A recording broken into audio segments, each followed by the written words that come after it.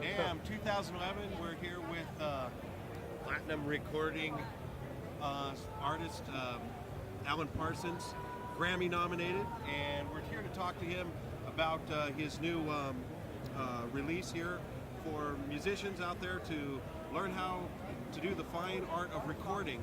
So can you tell us a little bit about the project and how it came about? Well, we just felt that there was a need for a comprehensive DVD series about every conceivable aspect of recording.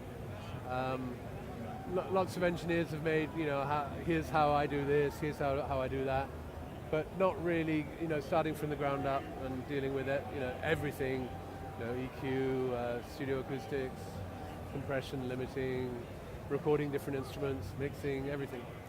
So, I mean, the program is 9 hours of stuff. I mean, there's a lot. It's 3 DVDs, and it's not just me talking. It includes interviews with a number of celebrated engineers, producers, artists, and above all, I think something we've succeeded in doing is making it entertaining.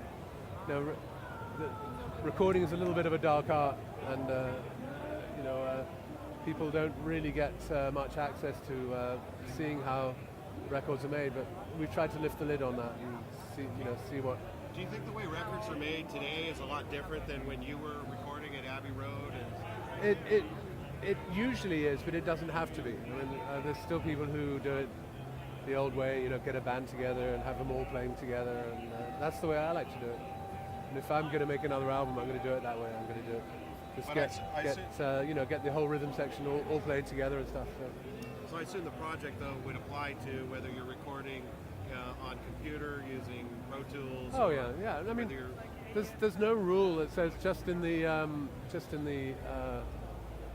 current age that you have to do everything separately and do everything to click and all that.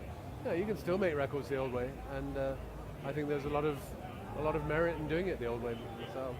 I'm curious about the timing a little bit. I'm sure that for years people have asked you, your secrets and this. I heard somebody ask you, what's your favorite compression setting? And, you said, well, it depends on, the situation and stuff like that. Yeah, I mean, there are favorites, but, there's no hard and fast rules, and that's what makes recording fun, I think, because, every situation is different.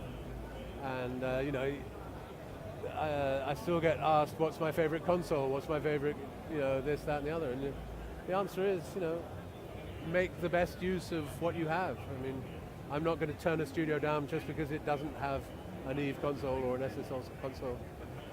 I'll say, well, let's make it work, whatever the equipment is. Having seen some of the best, obviously, analog gear out there, and now the proliferation of the modeling, plugins for the computer. Do you have? Do you find, obviously, as a canvas, there's usage for everything, but do you see modeling getting closer and closer to really emulating the classic analog gear that it's portraying? I really believe that's to be the case.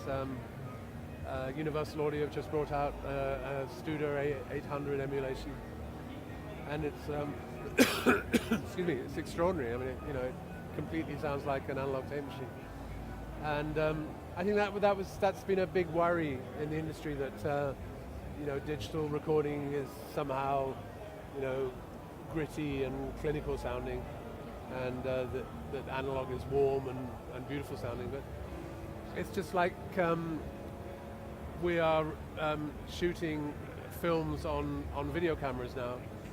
We're now shooting effectively analog audio on digital equipment. So. Last question. I heard you talking to somebody about how you were very happy that at 3 years old your parents had a tape recorder, and I happen to remember those kinds of days too.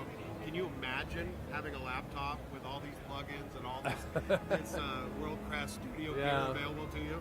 There's a lot to learn, isn't there? That's one of the problems of modern recording technology, and I think why the schools exist, because there wasn't so much to learn, back in the golden age. It was just a tape machine and microphones and recording technique, and then it was all about the music.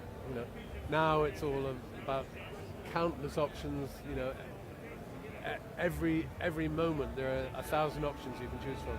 And, that makes it really tough, and it means that the learning curve for all these technologies is much greater than it ever was before. Well, thank you very much for talking to us. Very welcome. Take care. Good luck.